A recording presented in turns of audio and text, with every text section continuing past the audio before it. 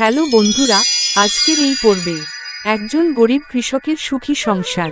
পাহাড় ঘেরা ছোট্ট এক গ্রামে থাকত রমিজ, একজন গরিব কৃষক।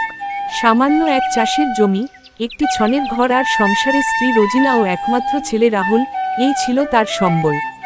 ধন সম্পদে অভাব থাকলেও ভালোবাসা আর শান্তিতে ছিল তাদের সংসার। প্রতি ভোরে রমিজ মাঠে যেত, জমিতে হাল চাষ করত, ফসল ফলাতে। রজিনা তখন বাড়ির কাজ সামলাতো, আর রাহুল স্কুলে যেত। রাহুল পড়াশোনায় বেশ ভালো, তার স্বপ্ন একদিন বড় হয়ে শিক্ষক হবে। রাহুল পড়ালেখার পাশাপাশি তার বাকি সময়টুকু তার বাবা রমিজ মিয়াকে জমির কাজে সাহায্য করত, যাতে তার বাবার কষ্ট বেশি যেন না হয়। রমিজ গরিব হলেও কখনো কারো প্রতি হিংসা করত না, তার মুখে সবসময় হাসি থাকত। প্রতিবেশীদের সাহায্য করতে সে কখনো পিছপা হতো না।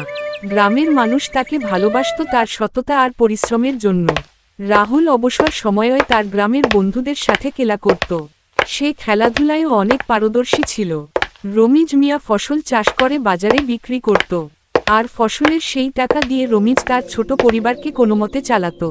এভাবেই তাদের জীবন কেটে যাচ্ছিল। হঠাৎ করে একবার অতিবৃষ্টির জন্য গ্রামের সবার ফসল তলিয়ে নষ্ট হয়ে যায়। সেবার শস্য ভালো হয়নি, গ্রামের অনেকেই ঋণের বোঝায় কষ্ট পেতে লাগল। এতে রাহুলের মা রজিনা বেগম অনেকটা চিন্তাগ্রস্ত হয়ে যায়। কিন্তু রমিজ আগে থেকেই কিছু চাল ডাল জমিয়ে রেখেছিল, সেই নিজে কম খেয়ে প্রতিবেশীদের সাহায্য করল। রজিনা বলেছিল, অভাব তো সবার আসতে পারে, কিন্তু সাহায্যের মন না থাকলে মানুষ মানুষ নয়। রমিজ বলতো, আমরা গরিব হতে পারি, কিন্তু ভালোবাসা আর পরিশ্রমে আমরা ধনী। দিন যায়, মাস যায়, বছর পেরোয়। রাহুল একদিন সত্যিই শিক্ষক হয়। তার প্রথম বেতন দিয়ে সে মা বাবার জন্য নতুন জামা ও টেলিভিশন কিনে আনে। রমিজ সেই টেলিভিশন দেখতে দেখতে চোখের পানি মুছে বলল, আমার জীবনটা সার্থক।